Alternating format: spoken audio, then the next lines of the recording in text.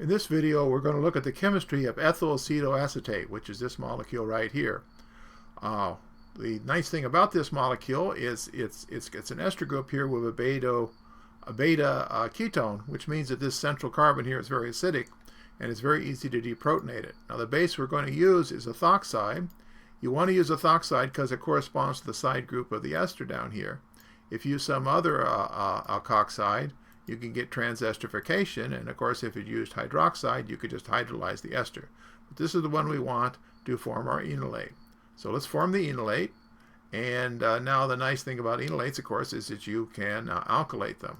Just going to move this over just a tad to have a little bit more room, and we have to add an alkylating agent. So what do we choose? How about a propyl group? So 3 carbons and a bromide. 1, 2, 3, and a bromide.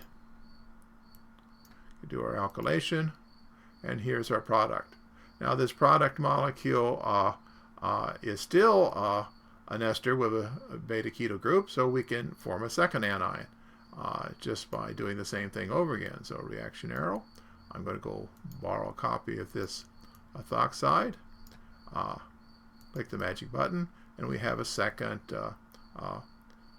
enolate. This enolate can also be alkylated. Let's do something a little bit more exotic this time. Let's use a benzyl group. So here's our benzyl.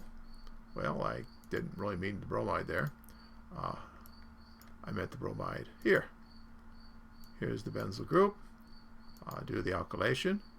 And we get this nice product now, which has this quaternary carbon. Now, this is where you can run into a little bit of danger. Let me get some room here. This quaternary center is, if you treat this with hydroxide, you can actually do a reaction that you don't want, which is called a reverse Claisen, because what happens is instead of hydrolyzing the ester, it'll attack the ketone up here and it'll kick out an enolate from the other side. So you don't want to use hydroxide at this point. What you want to do instead is use protons. And so here's our protons, and if we click the magic button, we will get the carboxylic acid, and this carboxylic acid pulled up here a little bit. Get the ethanol out of the way. I don't really want to make it smaller; it'll get too hard to see. But now we're set up to do our decarboxylation, because now we have that ketone beta to a carboxylic acid, which if you simply heat it up, it's a little bit hard to see what that molecule is, but we'll see in a second here. As we heat it up and get rid of the CO2,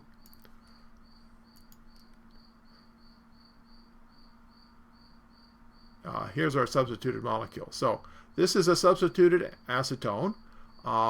We have 2 alkyl groups on it. We have the propyl group from the first alkylation. We have the benzyl group from the second alkylation, and we've made a nice derivative in pretty simple chemistry.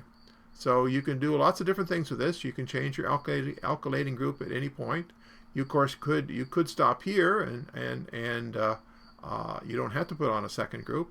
And if you wanted these esters, of course you don't have to hydrolyze them. You can keep the esters. So you do have a choice of various things to do with this synthesis.